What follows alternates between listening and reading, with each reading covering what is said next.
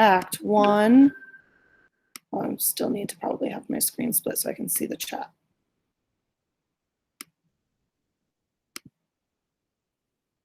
All right, so what we're going to do is we are going to start Act 1. I will read the italicized section. Act 1, Covent Garden at 11:15 p.m. Torrents of heavy summer rain.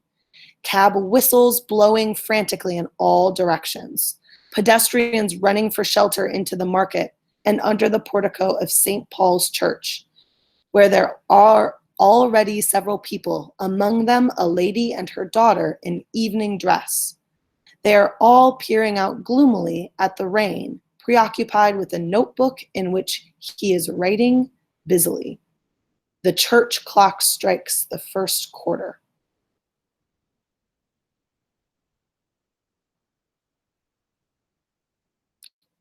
All right. Those of you who have a character should be off mute as we're going. Are you gonna read everything that's inside of the I forgot what they're called. Oh, parentheses. Do you want me? Yeah. Yeah. Okay. So the daughter in the space between the central pillars, close to the one on her left. I'm getting chilled to the bone.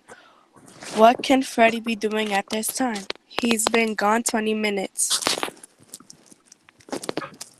Jalissa? The mother on her daughter's right.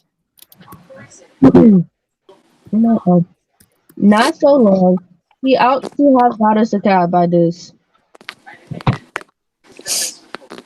A bystander on the lady's right.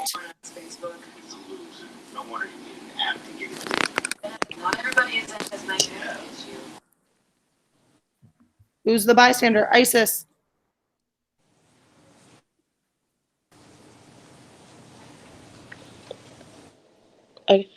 He won't get no cab, not until 11:30, missus. When they come back after dropping their theater fares.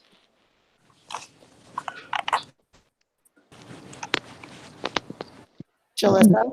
But we must have a cab. We can't stand here till half past 11. It's too bad.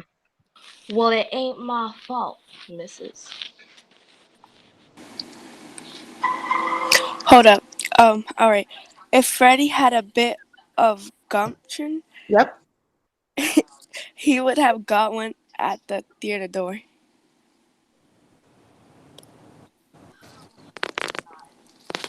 What could he have done? Poor baby. Poor boy. Not good. Other people got cabs. Why couldn't he? Freddie rushes out into the rain from the Southampton street side and comes between them, closing a dripping umbrella. He is a young man of 20 in evening dress, very wet around the ankles. Well, haven't you got a cab? Carter.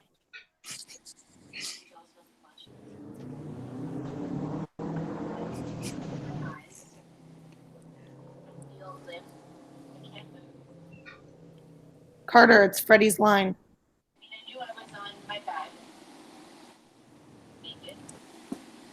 All right, I'll read for Freddie.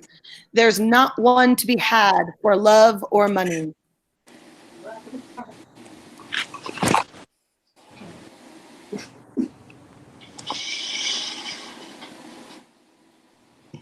Jalissa.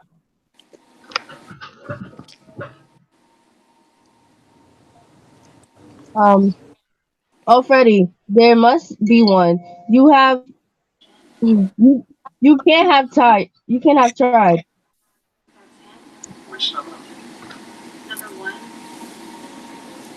Denise. Oh, sorry. It's too tiresome. Do you expect us to go and get one ourselves?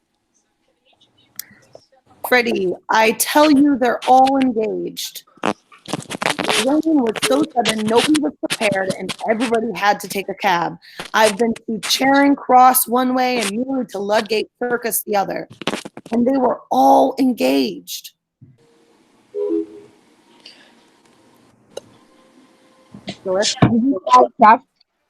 Trafalgar Square? There wasn't one at Tofgall Square. Did you try? I tried as far as Charing Cross Station. Did you expect me to walk to Hammersmith? You haven't tried it at all.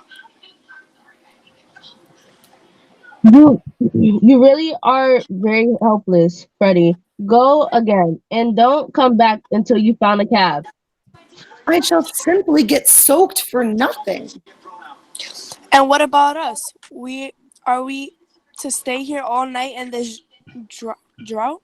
Mhm. Drought with nothing to go on, you selfish pig.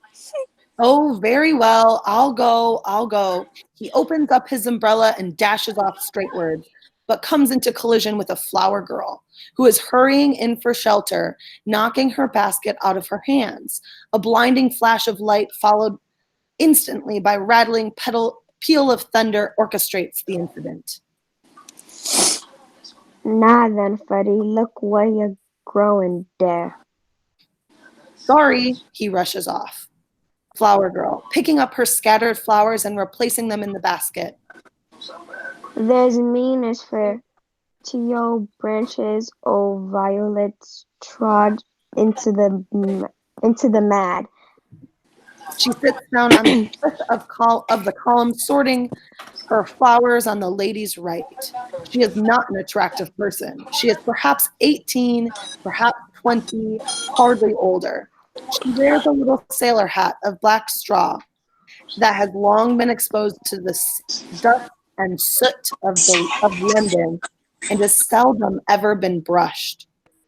Her hair needs washing rather badly. Its mousy color can hardly be natural. She wears a shoddy black coat that reaches nearly to her knees and is shaped at her waist, to her waist. She has a brown skirt with a coarse apron. Her boots are much of the worse for wear. She is no doubt as clean as she can afford to be, but compared to the ladies, she is very dirty. Her features are no worse than theirs, but their condition leaves something to be desired, and she needs the services of a dentist. How do you know that my son's name is Freddie? Right. Oh, easy, Yo, did you get now. up and go to the bathroom to do your hair? I can't read this. Yeah, it's challenging, Sayu. So Is that what you did? the first You part, flex so your edges and part of your hair? this first part is really hard to read, and that's on purpose. It's trying to show you how she's speaking and how different it is from the other characters. So, Sayu, this is how I would read it, and it's not going to sound pretty. But, au, yaza san Izzy, Wolf, again, so hard. Dot was his mother should. It now better to sprawl a poor gal's flowers than ran away with a pin. Will you pay me for them? Right? That's what she's. So this line, will you pay me them? Right? It's supposed to say, will you pay me for them? Right? So it's really showing how her language is different. Here, with apology, this desperate attempt to represent her dialect without the phonetic alphabet must be abandoned as unintelligible outside London. Funny, it's cute to be hitting your mother. Right? So even in parentheses here, they explain why it's so hard to understand. Denise, mute your microphone, hon. The daughter, go ahead.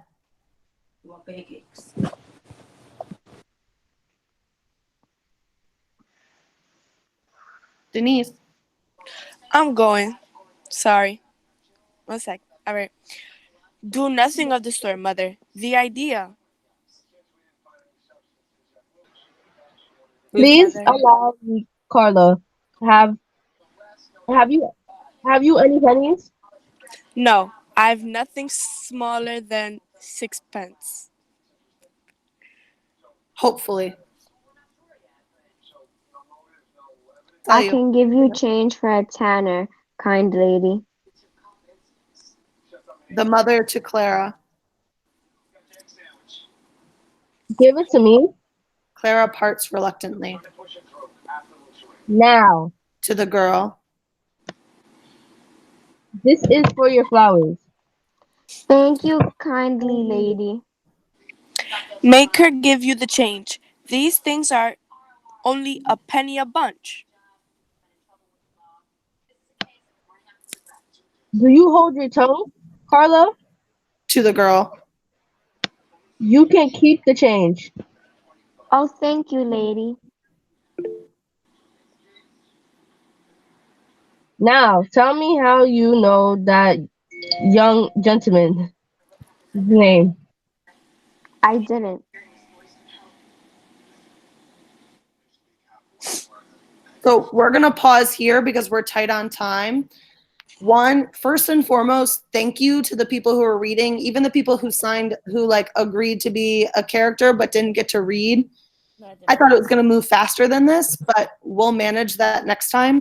What I hope you started to realize is it can be really helpful to do readers theater. It gives it a better sense of when different people are talking, which in a play is so, so helpful. So what we're going to do is every Friday, we're going to read at least a chunk of the reading that you're expected to do. That way, when you start to read, you'll be able to have some context of what's going on. And that way you can even like have a group of friends all call in and do a reading out loud together, or maybe you can do a reading with your family, whatever's easier for you to understand. I'm also always going to post the YouTube video that'll with the chunk to let you watch the play. So I selected the YouTube video specifically because it's pretty much word for word of the text. So you can follow along and read the text while you're watching the video. And it helped me understand the plot so much better. So Hezian, to answer your question, and then you all got to go to social studies. No, we are not continuing reading on Monday. You're reading the rest of the text today. Friday's assignment is due today. So you need to make sure that you're managing your time, finishing reading the act, and then doing the reading quiz. All right, get out of here. It's time for social studies. Have a good Friday. Bye, Miss Hurley. Bye. How are you, Miss Hurley? I'm okay. How are you? Good. How did reading go? So, Lisa, homework is Friday's assignment. Posted on Google Classroom.